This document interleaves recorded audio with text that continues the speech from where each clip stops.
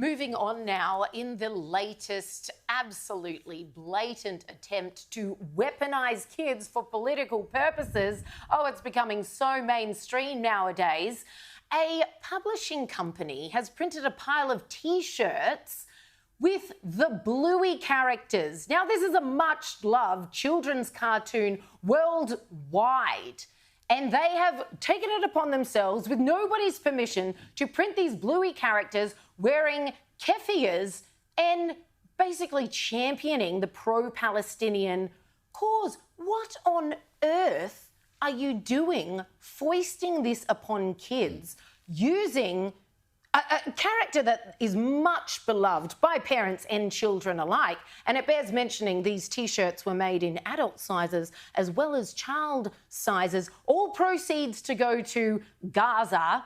Heaven knows who's actually supervising that. Hashtag Hamas. Hashtag Hamas, yes, please send more. But this is such a warped cause. This was such a blatant grab to once again weaponise our children. We've already seen this with the school walkouts and protesting in the streets. Kids who have absolutely no idea about that area of the world, the long and prolific history it has, and that Israel has always had to fight for its mere existence.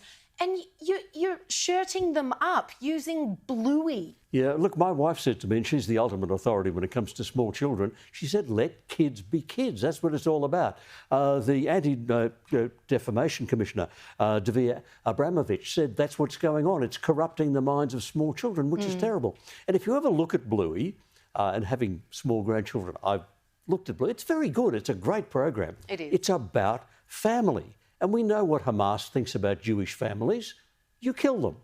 So the idea that they can take a family-themed program that celebrates the family and then use that to corrupt the mind of children, there's something very, very sick about that. Yeah.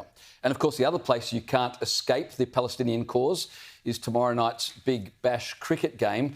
Usman Khawaja, the Australian cricketer who tried to wear pro-Palestinian messages on his uniform during the Test series against Pakistan, but was banned by the International Cricket Council because they said that there were political overtones in those messages. Well, the Australian Cricket Board has no such worries about political messages, especially when they're from the progressive left. They've given him permission to wear, or to rather to have a peace dove on his cricket bat. This is a pointless protest. It's clearly political. It's a peace dove, yes, but all this started with him writing inane words in Palestinian colours on his shoes. We know that it's political.